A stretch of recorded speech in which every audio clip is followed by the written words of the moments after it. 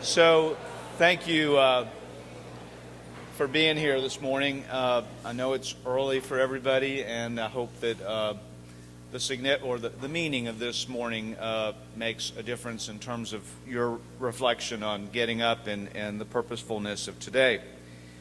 The patch ceremony that we have today was instituted because we felt it's important to develop some rites of passage at the school and to stop and focus on what is happening with your experience at MBA and your journey, and to think about the intentionality of who you are and what you want to accomplish over these next years. So to focus on the moment and to think about these 4 years ahead of us. One of the topics you hear me talk about frequently is culture, and so this morning I'll reinforce that I hope that the ninth grade in particular will think about the school's culture and find ways to preserve it, to build upon it, and to deepen it. And I hope that they will have some great aspirations for these next 4 years and some strong commitments. We need you as ninth graders to think about what you're going to do in the realms of service, in journalism, videography, as big brothers, in this theater, on this stage, in music, and drama, and in the science area, and in athletics, and math, and debate, and mock trial, and art, and on your testing, and in your college aspirations, and as writers, and I could go on. But I think I'm trying to say simply that we need all of you to invest yourself in these areas. And some of you will be stronger than others in these areas, but together you can be really strong as a class. And you can make this school and culture stronger. So that's my hope, and that's my expectation about this morning, to reflect on that. And you'll hear some much better words from both Harris and Kidd behind me, and then Mr. Pat Killian, and I'll introduce first Harrison, and then in between the two we'll see a brief film clip from To Kill a Mockingbird, and then Pat Killian will speak. I'm pleased to have Harrison make some comments to you and to the parents this morning. He's had a great journey at MBA, and it really is important to think about it as a journey, because as you'll hear in his speech, it doesn't just happen in one moment. It's the collective experiences that will define you. So please join me in welcoming Harrison.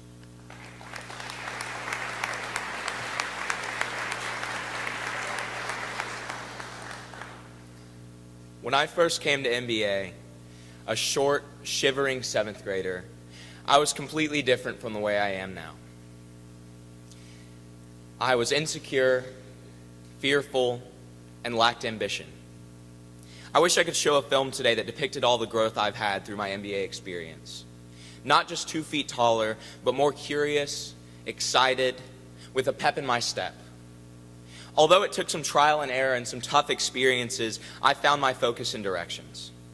Because truly, if you have a passion, it's present somewhere at MBA. MBA has a list of opportunities that, if printed out, would be the length of Estes Road. You'll come home from the activity fair and your parents will ask you the usual. So, how was your day? Well, it was great. I signed up for 67 clubs. I did, however, have to explore to find my interests. In 7th grade, one of my friends suggested that I audition for the play. I had never even considered theater as an option, much less something to replace a sport, but I grudgingly agreed and tried out. Since then, I've become the president of the Thespian Society, taken part in over 14 shows, and realized that acting is something I want to pursue as a career option. Now take a second to imagine a gigantic, beautiful field of grass.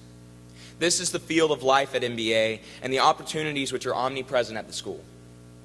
I had found a single patch on the opposite side of the field I was used to habitating and recognized something more beautiful to me than I could have ever imagined. I studied this patch closely, analyzing it and honing in my knowledge to imbibe all it offered. Several years later in high school, I had a slap-in-the-face moment of realizing that there was still an entire field left to discover and explore. On a whim, similar to my experience with acting, I decided to run for junior class president. With a little video ad campaign from two of my best friends, a little luck, and some hard work, I won. My small patch of land found itself expanding, and I became extremely passionate about my class, student leadership, and planning for prom. Something you all don't have to worry about for a couple of years. Don't worry, talking to girls gets a little bit easier. Through this amazing experience, many other opportunities forcibly flew by me, blades of grass in the wind. With my newfound curiosity, I decided to slow down and smell the roses, or the grass, and I was introduced to my favorite concept of them all, giving back to the community. It is through getting outside of oneself that one really grows and realizes more about himself. My field grew a little bit more. It continues to grow for me, even now as a senior, as I still discover new things to do at MBA. In growing and tending to your own small patch of land at the large field of MBA, there will be many great times. But you will inevitably experience a time when your lawn gets mowed. I ran for re-election of senior class president last year, and I lost. It was tempting just to give up on leadership and move on to what I was good at. Let the theater kids stick to theater. But life isn't about disappointments. It's about what you make of those disappointments. Fall 7 times, stand up 8. I ran for student council, and once again I lost. I was reminded of the incredible boxer Muhammad Ali's most famous and resounding quotation. Inside of a ring or out, ain't nothing wrong with going down. It's staying down that's wrong. Life is all about the way you look at it. Losing the presidential election and the student council election made me a stronger, better person. In the end, I'm glad it happened the way it did, because this mowed down section of grass just allows me to see more opportunities. I was able to see past my loss and instead enjoy the victories of what I once thought as competitors, but realized to be my friends and brothers. I realize today how both my successes and failures have made me a more complete, thoughtful, resilient individual. Even if something sets you back or you find yourself disappointed, there's always another opportunity waiting for you. So don't wait to get engaged. Don't be afraid to make mistakes. And don't become frustrated with setbacks. They'll make you better and stronger. All it takes to find a passion is allowing yourself to be exposed to it.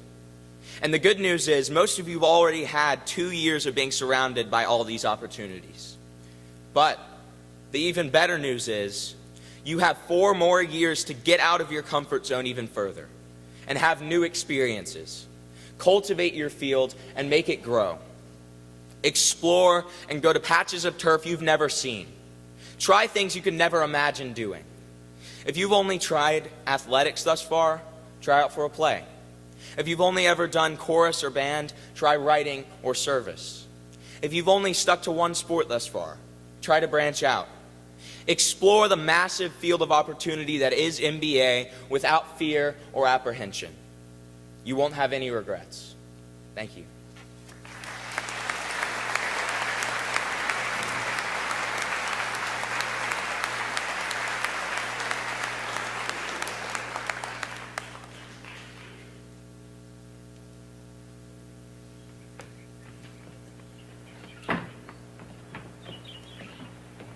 Out.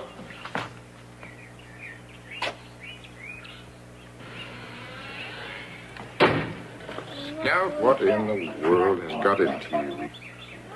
No. Not because I'm not going back to school anymore. Now, Scout, it's just the first day. I don't care. Everything went wrong. Teacher got mad as the devil at me and said you were teaching me to read all wrong and to stop it. Then acted like a fool and tried to give Walter Cunningham a quarter when everybody knows Cunninghams won't take nothing from nobody. Any fool could have told her that. Well, Maybe she's just nervous after all. It's her first day, too, teaching school and being new here. Atticus. Now, wait a minute. You just learned a single trick, Scout. You get along a lot better with all kinds of folks. You never really understand a person until you consider things from his point of view. Sir? Till you climb inside of his skin, walk around in it. So Atticus Finch in that film clip from Harper Lee's To Kill a Mockingbird expresses beautifully the notion of empathy and compassion.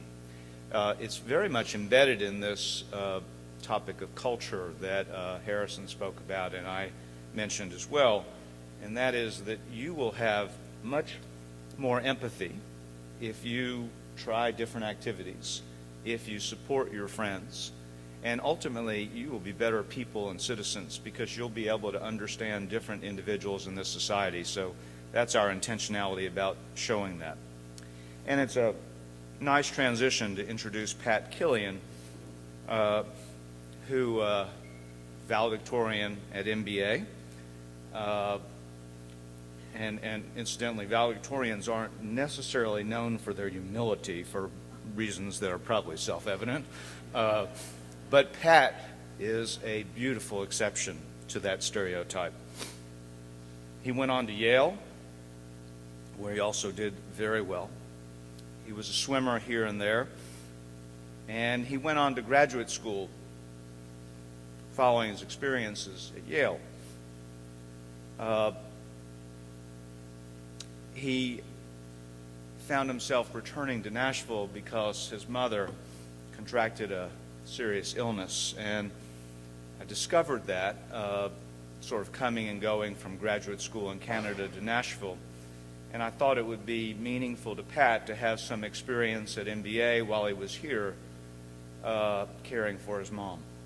And eventually that turned into a job opportunity and an internship, and he's made that much more, and I've been grateful, as has those whom he has taught and the families that have gotten to know him. So it's been a great story, and I'm very proud to introduce Pat Killian to you. Please welcome.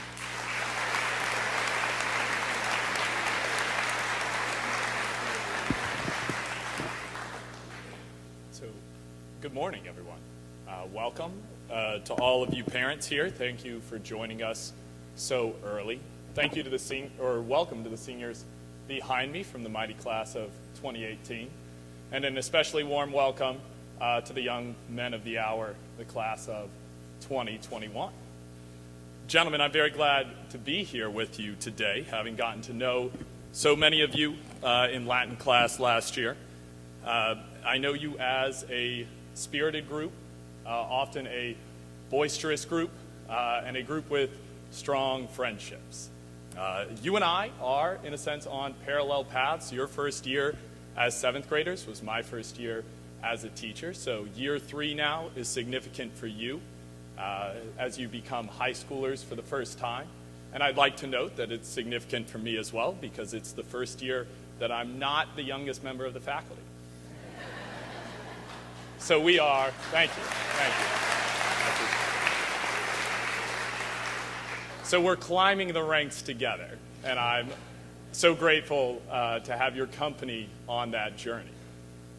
So teaching you last year, of course, I got to know you all as students, but I also got to see and hear about the many things you do outside of MBA, and you really do so much. I've heard about jobs that you have, summer camps that you love, the endless series of soccer and lacrosse tournaments that you compete in. I've heard about trips out west and trips around the world, about hobbies and passions and brand new interests. And so we ask much of you during the school day here at MBA, but in that great tradition of MBA students, you all seem to find the time to do even more. So today we're together to reflect on your development toward adulthood and the way specifically that relates to your changing role and responsibilities as students at MBA. But it's clear to me from what I've learned, as it would be to anyone, that much of what's vital to you and what's most important to you doesn't even take place on campus. In that regard, of course, you're not alone. Many of us have split time between different communities. We try to make time in the day for all of our different enthusiasms. We are all large. We all contain multitudes. We have friends at other schools. We have families and relationships that are a significant part of who we are, but they may not feel well represented during the 8 periods of the school day. I know that when I entered MBA as a 7th grader, I'd already been swimming competitively for 6 years. I was a member of the same club downtown from the age of 6 to the age of 22. And during high school, I was swimming there 20 hours a week or more. And so for those of you who have those significant time commitments outside of MBA, I empathize with that, and I admire your persistence in upholding those commitments. And so to be clear, I don't think there's anything wrong with having those commitments. They can be stressful at times, but I think there's a big benefit to be had. And I know that my experience as a student here and as a swimmer down at the Nashville Aquatic Club was really positive. And as Mr. Joya said, it gave me a great opportunity when I went on to college to compete on the varsity team at Yale. And this sort of confluence of those two threads of my teenage years. And so the only problem that I see in trying to juggle both is that often we end up trying to keep the different areas of our lives separate from one another. We act as if the phrase gentleman, scholar, athlete were a schedule that we went through during the day, just one after the other. I think we segment ourselves like that sometimes. We keep things apart because of a certain way we think about our relationship as an individual to our school as a community. That it can be hard at times to figure out what part of you has a place here and what parts of you don't quite fit. And so today, as we celebrate this transition into high school, I think is a good day to check our assumptions that we're making about that relationship between you and and the school at large. And so to that end, I invite each of you, freshmen, to think about when you get to school in the mornings. When you arrive at school each morning, what happens to all the other parts of your life? Your friendships, your hobbies, and your passions. When you're dropped off in the morning, or Lord help me when you drive yourself in, what do you do with all of those other things? Do you just leave them in the car? Do you store them away in order to take them back out at the end of the day? Like a cell phone, if you followed the rules. And so if you hear nothing else this morning, please hear this, that I hope you won't do that. Don't leave all of that in the car. Your lives over the next 4 years will be so much richer if you find a way to break down that barrier between what we often think of as our personal lives and the life you lead here at MBA. So my charge to you, if I can add one more today, is to find a way to bring what you love with you onto campus. So I know that in my own experience, specifically as a swimmer, I was very lucky. I was giving so many hours to swimming, but I was never alone. While I was in high school, there were about a dozen other students all swimming at the same level that I was. And so we had good company. Even though we trained off campus, we had a significant community here on campus. And we were able to support each other and know that our hard work that we put in the pool was being recognized, that other people saw it, even if it was only that small group of us. So I know that some of you, though, may be walking what feels like a more solitary path than that. You may be the only one here who does what you do. And if that's the case, it's probably difficult to imagine how you'll be able to bring that passion and that commitment with you to school in the morning. So if you do find yourself fighting against those doubts, I encourage you to look for a bit of reassurance at the example set by your teachers. Some of you may know Mr. Morrison. Mr. Morrison is an English teacher here and a leader of our theater program. But I wonder if you know that in addition to those things, Mr. Morrison is also a fantastic chef. Cooking is something that he loves to do and that he's worked hard to be good at. I know this because Mr. Morrison has chosen to share his talent with the rest of us in a variety of delicious ways. He's cooked with parents and with his students in class and with us other teachers.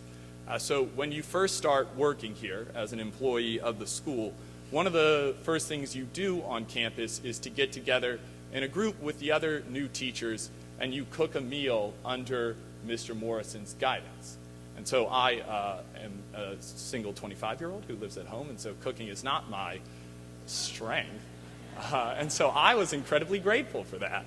But my point is that from the very start, we teachers try to encourage each other to share what we're enthusiastic about, even if it doesn't directly relate to the classes that we teach. And I think you can see that spirit all around campus. You've seen Mr. Spiegel's garden.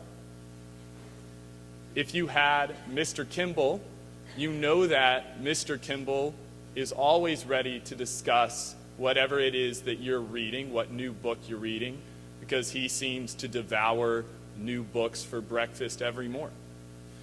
If you run cross country, you know that Coach Russ really does just love to run.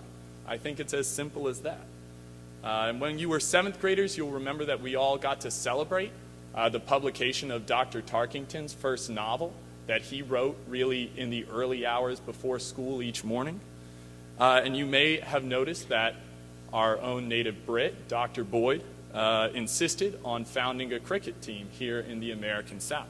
And so I think, there really are no limits, in a sense, to what you can manage to bring to this school. So I could go on about my colleagues, but I don't want to discredit the great work that some of you have actually already been doing. All of you who just performed in the musical did a fantastic job, and in my eyes, you're incredibly brave, because I would never. But I want to recognize in particular C.H. Henry, new to school this year, who I'm pretty sure began rehearsing for the musical before he'd taken a single class. And that, to me, is courageous, to dive right into that.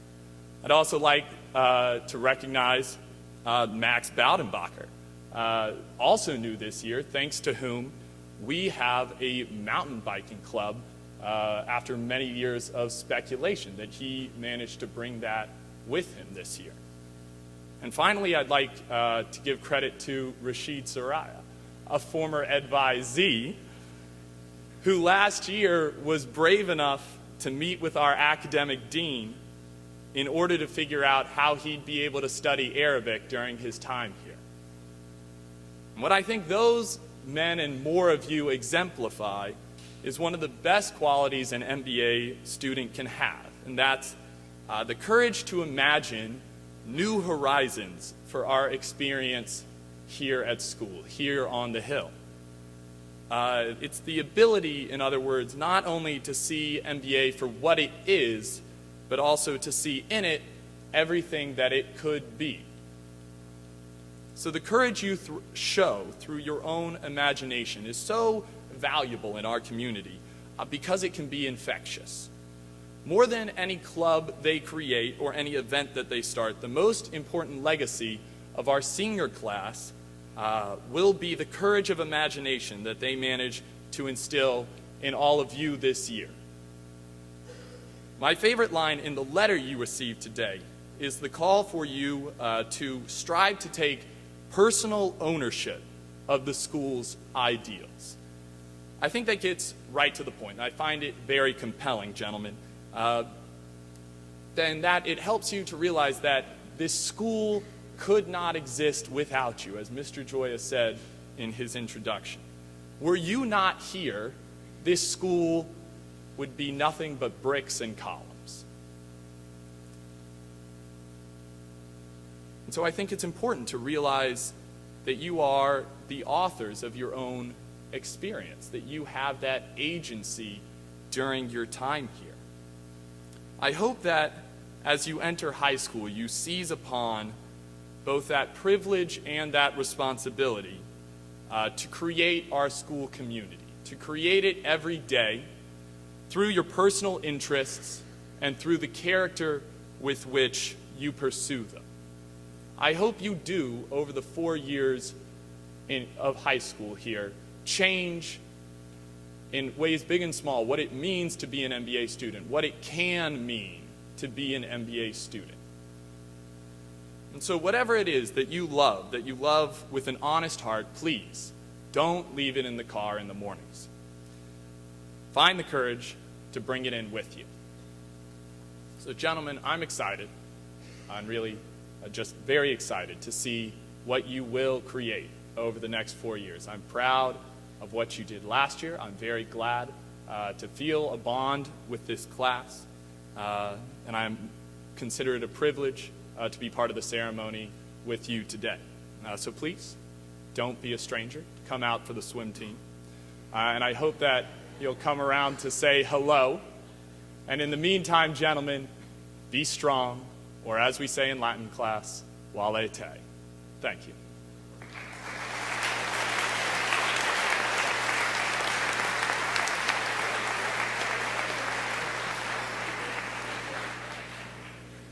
Pat, thank you for these words of encouragement, and thank you for what you do inside and outside the classroom. We're now going to move to the giving of the patches, and as they heard this morning, your class will be defined by the principles that we've discussed at this breakfast, how you care for each other, how you are inclusive or exclusive of activities that you're not familiar with, and whether you spend your time pursuing interests that benefit yourself, or whether you spend a lot of your time pursuing something to contribute to a greater good or a greater whole.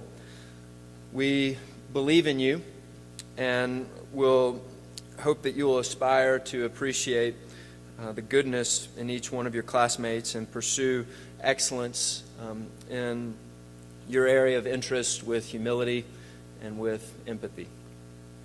The ninth grade year is an important year in regards to the season of life where a lot of foundations are built, and that's why we have this ceremony.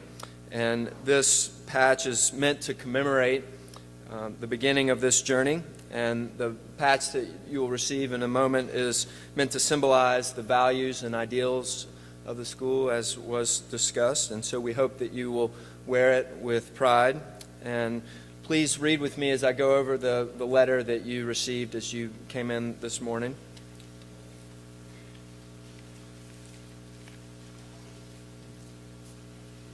At MBA, the ninth grade represents a meaningful step forward in the development of young men. The administration and faculty entrust the students with greater freedom and responsibility. As your responsibility increases and you attain more freedoms, you are expected to be self-motivated young men of commitment, discipline, empathy, and humility. You are also expected to work with and for the best interest of your peers and community, building toward a future leadership role in one or more areas of school-wide community life. The wearing of this patch symbolizes this transition, which will culminate with its proud display at your graduation from Montgomery Bell Academy. The MBA patch embodies the honor, respect, leadership, self-discipline, and citizenship that you will develop through your relationships with faculty, coaches, mentors, and one another as part of your experiences in and beyond the classroom at MBA. Please honor and strive to take personal ownership over these ideals They are the primary legacy that has been built through 151 years tradition of gentleman scholar athlete at MBA. We hope that you will wear this patch with pride at coat and tie occasions until you walk across the graduation stage to receive the MBA diploma. We're excited for you to embark on this next part of your MBA journey, and welcome to the high school. Thank you to the orchestra for playing this morning. If the senior elected officers and also a handful of brothers who have ninth grade brothers in the class will now line up to present the patches. So I'll call you by rows. So will the first row please stand, and the seniors go ahead and line up.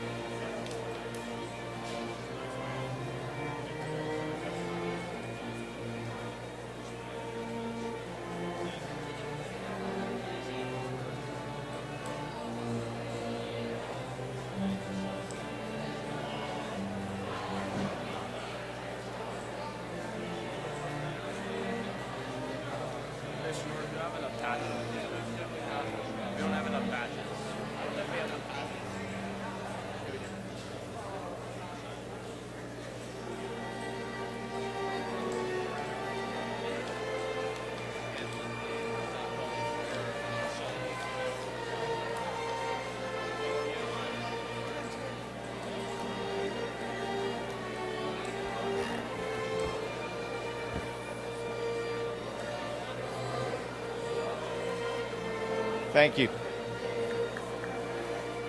Let's give them a round of applause.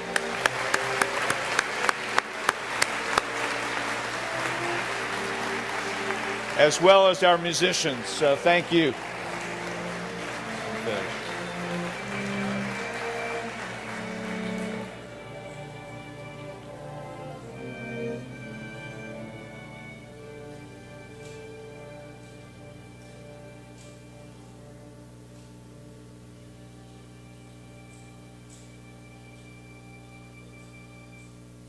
Thank you very much.